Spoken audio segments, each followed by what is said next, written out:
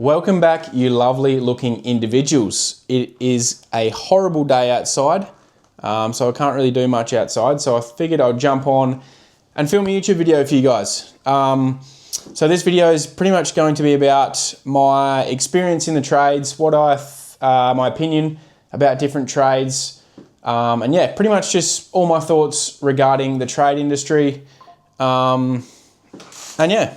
So firstly, if you don't already know, I was working as a chippy for around 8 or 9 years. I started off by doing an apprenticeship, obviously, just doing residential homes, building homes, renovating homes, decks, re-roofs, all that sort of thing to do with residential. I did that for my 4-year apprenticeship, and then I did another 2 years, and then I moved across to WA, started doing more civil construction, and like formwork and concrete and things like that for the mines and things like that. So yeah, I guess we'll start off with building or carpentry. The reason I wanted to do this in particular was because the work that you do is so diverse. There's so many different things you do. When you start a house from brand new, you got to do the formwork, you got to tie the steel, you got to do the concrete, you got to build the wall frames, you got to mark them out, you got to put the trusses up, put the iron on, clad it, gyprock it or plaster it, do second fix, hang doors, put windows in, a whole range of different things, and then put down a decking if the house is having a decking. There's lots of different things that you need to do when you're building a home. So I figured I would never get bored because I'm always doing something different. I'm learning a range of different skills. So that's why I chose to do carpentry. I got offered a job, so I didn't really, not that I didn't have a choice, but I kind of just took the job because that's what I got offered. But that's why I wanted to do it in the first place. I didn't end up wanting to do it forever. I feel like a lot of people don't want to do it forever. So some things about carpentry.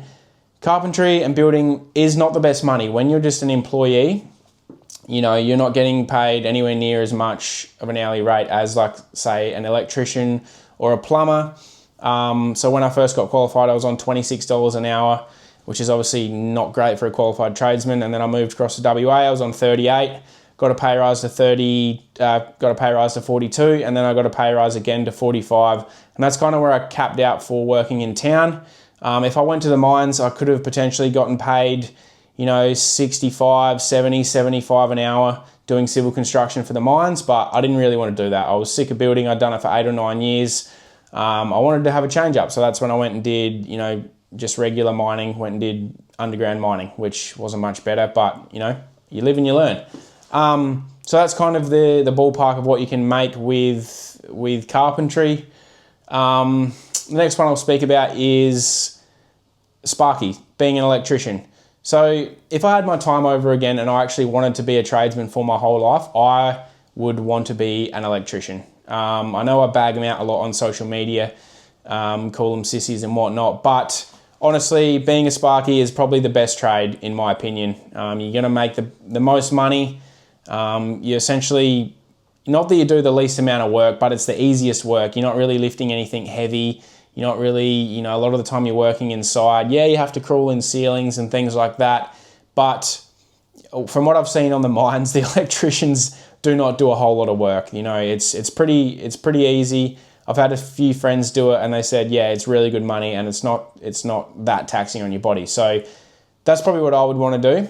If I had my time over, I would go back and be a Sparky, but I don't really plan on ever going back to the trades, nor do I want to go back to the trades. So that's just my opinion. If you're, if you want to chase the money, you want to be a tradesman for your whole life, I would say I'd definitely recommend being a Sparky or an electrician. But yeah, that's my thoughts on it. Obviously, you can make a boatload of money in the mines being an electrician. You can start your own business. Lots of different avenues to make a boatload of cash being an electrician. Now, the next one I'll speak about is plumbing. Plumbing, honestly, I don't think I would mind plumbing much at all. It's very similar to electrical, money-wise. You can earn a boatload of money even with residential. I haven't actually seen a lot of plumbers like on mine sites, so I can't really speak about that too much. Obviously, they would have to have plumbers because there's there's water pipes and there's heaps of rooms, there's massive camps. They would need to have plumbers, but I haven't seen it myself personally to know what it would be like. But yeah, I mean, plumbing, people say that you just play with poo all the time, but that is not true. You know, if you're building new houses, you're very rarely dealing with blocked drains or unblocking toilets and things like that. It's just a stereotype, really, but it's not going to stop me from giving the plumbers grief. But yeah, from what I've seen, a lot of plumbers are, you know, they're a bit rough and ready. They don't really look after themselves. They eat pies, drink iced coffees. Another thing, it's just a stereotype, but it's just from what I've seen. But yeah, you can make a boatload of cash with doing plumbing. So that's probably, if I had my time over again, plumbing would probably be my second option. All you really need to remember is shit runs downhill, and you're a plumber. Perfect. But yeah, I honestly, wouldn't mind doing plumbing at all if I was to go back to the trades. But yeah, the next one, what's next? We'll go concreting. Because I spent quite a lot of time working with concreters, because I, eventually went into doing formwork and construction. I was working with concreters a lot. And in all honesty, being a concreter is a horrendous job. You are getting up early. Sometimes we were pouring at 2 o'clock in the morning. We had to wake up for work at 1 a.m. to go and pour concrete at 2 a.m. And then we'd be working all day, and we'd finish pouring at like midday, and then we'd have to go set the next job up and then do the same the next day. So it was absolutely brutal. Not that I was a concreter, but I was helping him out quite a lot. From what I've seen, concreters are predominantly alcoholics, if not drugs. A lot of the concreters that I seen would drink during work hours, which is obviously a big no-no. I would never do that. I don't know how anyone think that's acceptable. But I've seen it plenty of times. I know a lot of my mates have worked with concreters and around concreters, and they say the same thing. Concreters are very rough and ready, smoke cigarettes, vapes, drinking all the time. It's a pretty horrendous lifestyle. You get up early, you knock off early sometimes, and a lot of people slip into poor life decisions, poor habits, and things like that.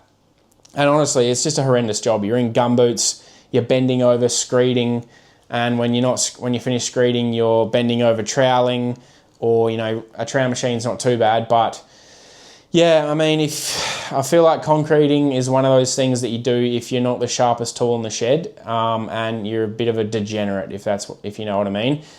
So I would not recommend concreting to anyone unless you are genuinely passionate about it, or you genuinely have your head screwed on properly and you want to go and start a concreting business, because you can make so much money with concreting if you're a business owner. They call it grey gold because it literally costs a fortune to get concrete laid. It's just majority of concreters don't have the brain power, or they can't control their habits, so they aren't able to run a business to be successful. But the ones I've seen that do have their heads screwed on, they make a ridiculous amount of money because they actually know how to run a business. They don't let their habits, dictate what goes on in their life, and they make so much money.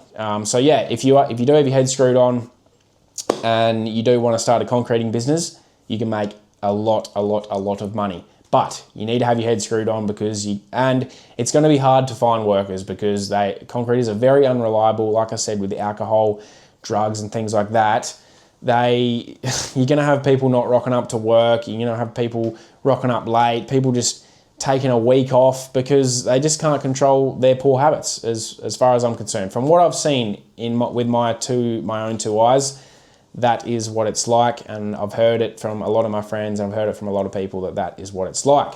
So the next one we will cover we'll go painters. Painting is a very monotonous job. I wouldn't say it's a hard physical labour job. It's quite easy, other than, going up and down ladders and things like that. I'd imagine it's pretty easy to get good at because, all there is cutting in with a brush and rolling, and then learning like what paints to use where, on different materials and things like that. But yeah, I mean, if you're able to just switch off and just just work, then painting would probably be an okay job and you could probably make a lot of money doing it. But for me, like, I'm someone that just gets very bored easily. So just painting every single day of my life would absolutely drive me crazy. Another good thing about painting is you don't need a lot of money, because you don't need a lot of tools. Like, you literally just need a few rollers, a few brushes, obviously all your tape and things like that, roller trays, buckets. But you don't need anywhere near as many things as, say, a chippy or a plumber, or anything like that. So yeah, if you want a pretty easy entry into a trade, then painting might be a good option. But yeah, from what I've seen personally, painters are the biggest tight asses because they never have had to outlay and buy a lot of tools or spend a lot of money on tools. They just seem to be the biggest tight asses with their money, which doesn't really make sense because they've got to spend the least amount out of most trades. But yeah, that's just my opinion on painting. Next one, we'll go plastering or flushing or gyprocking, whatever you want to call it. When I was doing my apprenticeship, I actually was working with a plasterer. He was kind of just labouring for the building company that I was working for. So he taught me how to flush gyprock or how to flush plaster, which was honestly a good skill to learn. So the houses we would build, once we got them up to plastering stage, him and myself would go around and plaster and cornice the houses. And by the end of it, he ended up leaving, getting a job in the mines, and then I actually did a couple of houses by myself. I completely flushed them, plastered them all myself, put all the cornice up myself. So honestly, it was a good thing to learn. If I ever want to renovate my own house, I know how to do it. I don't have to pay someone to do it for me. And yeah, it's very similar to painting. You're doing the same thing every day. I mean, there's you can be hanging the plaster, and then you can be flushing, and then you can be putting cornice up. There's really only 3 things that you're going to be doing. So yeah, same as painting, it can get very, very repetitive, very, very boring. I don't really know how much money's in it. Obviously, like, there's money in everything if you know how to run a business well and you're good at running a business and things like that. Money in everything, but I don't think it is known to be a high paying job. Same as like concreters and painters. It's normally the guys that aren't the sharpest tool in the shed that become plasterers. But yeah, it wouldn't be my go-to, but I am happy that I learned the skills while I was doing my apprenticeship because it's very, like I said, very handy skills to have.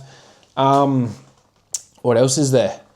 Obviously, there's like refrigeration mechanics, fridgies, aircon guys, HVAC, I think they call it. Yeah, honestly, I think this would be also up there with being an electrician. Most of the time you're either fixing air conditioners, fixing refrigerators or freezers, cold rooms, or you can be installing them. So honestly, don't think that would be too bad of a gig. I think you can make a lot of money in that as well, similar to a Sparky. And I'm pretty sure you can, once you have your HVAC or your Fridgie ticket, it's pretty simple to go and do dual trade and get your Sparky ticket as well. So obviously, if you have a Sparky business and you're a Fridgie as well, you're going to be able to do more. You're going to be more valuable to people. You're going to be able to charge people more money because you're going to be able to do bigger jobs. You're going to be able to do more for people. So honestly, that's probably not a bad option either. If you're looking at being a Sparky or a Fridgie, you can, eventually get dual trade, and then you can do a whole range of things. And more businesses are going to come to you, or more people are going to come to you for work because you have that diverse range of skills. So yeah, that's one that kind of gets a little bit forgotten about because it's not really one of the trades that everyone thinks about. But yeah, that's honestly wouldn't be a bad option either. Another one I want to speak about is like being a welder or a boilermaker.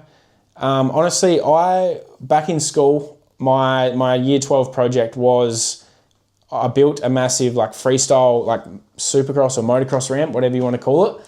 And honestly, I really enjoyed that project. I enjoyed welding. I enjoyed doing things with metal. But as I got a bit older and got closer to getting into, you know, the trade industry and working, I realized that most Boilermakers are working in a hot shed all year round. And not only is it the weather hot, they're welding. So they're going to be even hotter. They're going to be sweating. They're going to be dirty. You're never really in a nice aircon environment, or like you're just in a hot shed in summer. You're just out in the hot shed, covered in longs and longs, a helmet, probably a mask, you know, just hot. And I'm really not someone that enjoys working in the heat. I would rather it cold any day of the week. So that's why I didn't go down that route. Although I enjoyed my project and I enjoyed welding, I just was thinking like, nah, I'm going to be in a hot shed for most of my time. So, but once again, you can make a lot of money in the mines being a Boilermaker. Yeah, they throw some huge money at guys that can weld and weld good. So yeah, that wouldn't be a bad option, but for me, it was just the heat. Like I really do not do well with the heat. Like I can handle it. I worked underground. It's very hot, but yeah, it just wasn't for me. Other than that, you've got like mechanics, you've got diesel mechanics, you've got like HV mechanic, I think it's called, heavy diesel, which, you know, huge money on the mines. My housemate that actually owns this house that I live in, he is a heavy diesel mechanic on the mines. He makes pretty good money. I think, yeah, he's on like an even time roster and he makes, yeah, decent coin. And I think he enjoys it. It's not for me, honestly. I don't really get around, you know, working on cars or tractors or, you know, anything mechanical. I'm not really into it. I just would rather just pay someone else to do it. So that's why I didn't go down that route.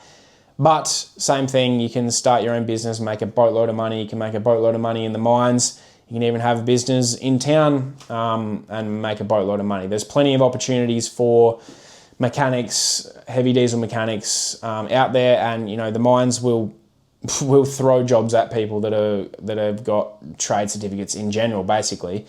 But yeah, I mean, there's obviously more trades out there, but that's all I'm going to cover today.